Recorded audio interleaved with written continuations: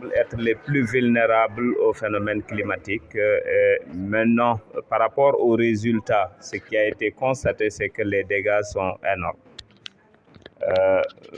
Orientés ou axés sur d'abord la salinisation des terres au niveau du delta du Saloum. Nous avons cartographié plus de 1120 hectares de terres qui sont actuellement impropres à l'agriculture et jadis destinées à la production de riz au niveau des îles du Saloum, notamment au niveau de la commune de Dionewar, de Djirnda, de Bassoul, Palmarin et Joal. Nous avons constaté également que pour ce qui est de la salinisation de la nappe cette fois-ci, on l'a observé au niveau de la Grande Côte, surtout au niveau de la commune de Gandon et de Ndiébène Gandiol.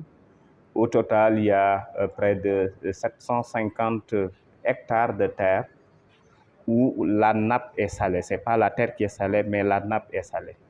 Il faut, pour développer les activités agricoles, faire un transfert d'eau, aller jusqu'à 2 km, 3 km ou 1 km, creuser un forage et faire un transfert d'eau jusqu'à la parcelle. Donc, ce qui veut dire que tout autour de ces 750 hectares, il n'y a pas de l'eau propre à l'agriculture.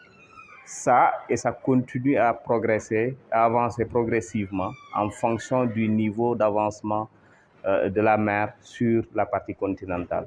Globalement, en tout cas, accéléré par les phénomènes de l'érosion côtière. Pour ce qui est également des dégâts matériels, nous avons constaté qu'il y a énormément de maisons qui sont détruites par l'érosion côtière, à Bargny, à Yène, à Joal, à Palmarin. Palmarin, c'est très alarmant actuellement, surtout au niveau du village de Djifer. Et si rien n'est fait, d'ici peu de temps, naturellement, le village va disparaître. Parce que l'année dernière, il y a tout un quartier à l'intérieur du village, composé de 45 ménages qui ont disparu en une nuit. Donc je pense qu'à ce niveau, s'il n'y a pas d'efforts sérieux, rigoureux et rapides qui soient en tout cas déployés pour ne serait-ce qu'essayer de protéger ce qui reste, donc je pense qu'on va connaître des lendemains incertains. L'évaluer du point de vue monétaire. Et au-delà de ça, il y a également les salines. Aujourd'hui, le sel est une denrée extrêmement importante ou un produit extrêmement important au niveau du delta du Saloum. Autrefois, le sac de 25 kg coûtait 250. Actuellement, c'est à 2000 francs. Le pourquoi? Parce que l'industrie pétrolière et gazière utilise énormément de sel. Et on est même en train de réfléchir sur l'importation du sel parce que ce qu'on est en train de produire ne va pas suffire à la demande de ces multinationales, ce qui renchérit le prix. Mais malheureusement, une bonne partie de ces salines est actuellement inondée à cause de l'avancée de la mer. À Palmarin, sur une dizaine de sites, un site actuellement, il y a plus de 36,6 hectares qui sont inondés et qui ne sont pas actuellement exploités. Lorsqu'on a fait le calcul, il se trouve que c'est plus de 24 milliards de pertes depuis 2015.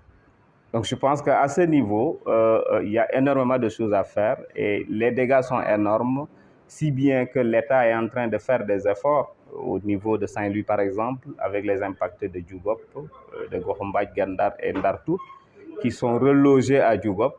Et également, une digue de protection a été érigée. Mais je pense que nous avons plus de 700 km de côte.